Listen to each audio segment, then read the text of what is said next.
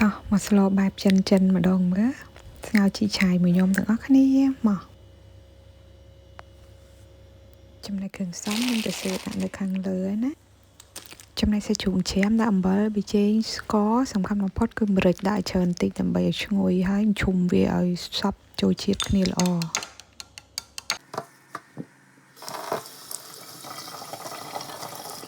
ដំបូងដាំទឹកមួយឆ្នាំងឲ្យពុះមកដាក់ខ្ទឹមសចូល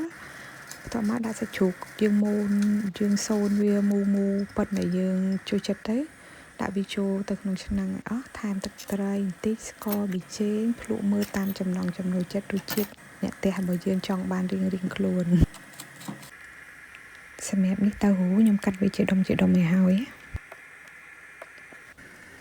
យើងមើលសាច់ដែលវាដែតអញ្ចឹងបានន័យថាវានឹងវាឆ្អិនហើយអញ្ចឹងយើងដួសឲ្យពពុះដែលនៅលើនឹងចេញដើម្បីឲ្យទឹកស៊ុបយើងថ្លាហើយមានរសជាតិឆ្ងាញ់ផងយើងវាយវាបែកចឹងមកបន្ទាប់មកយើងចាក់វាចូលទឹកស៊ុបរបស់យើងដូចអញ្ចឹង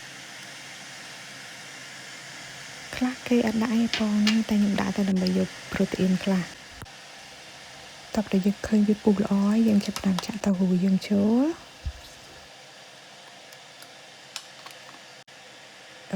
តឡើងកដៅវាឲ្យវាពុះរហូតពុះល្អឃើញតែទឹកស៊ុបយើងពុះកញ្ជ្រោលហើយយើងចាប់ផ្ដើមដាក់ស្ពៃក្តោបយើងចូលភ្លាមដើម្បីឲ្យស្ពៃក្តោបយើងវាពណ៌មកសពបទៅបន្ទាប់មកយើងបិទភ្លើងហើយយើងដាក់ជីឆាយយើងចូលហ្មងនិយាយទៅកុំបើកភ្លើងទៀតណាបិទភ្លើងហើយដាក់ជីឆាយចូលទៅមិនបាច់មកងាស់ជីឆាយទេព្រោះអីដែលយើងមកងាស់ពេកទៅជីឆាយក៏អត់ឆ្ងាញ់អត់ឈ្ងុយដែរនេះរួចរាល់ហើយក៏កុំគោខ្លាំងពេកដែរតែអញ្ចឹងទេវាបែកទៅហ៊ូបែកអីព្រោះខ្ញុំវែកវាទៅមួយជារៀងឆ្នាំងបាទខ្ញុំដាក់ជីឆាយចូលតែអញ្ចឹងទេបែកមកលែវហើយចុងក្រោយមកយើងដាក់ស្លឹកខ្ទឹមចូលទៅរួចជាការស្រេចអូយហត់ក្តៅឆ្ងាញ់មានជាតិហ្មង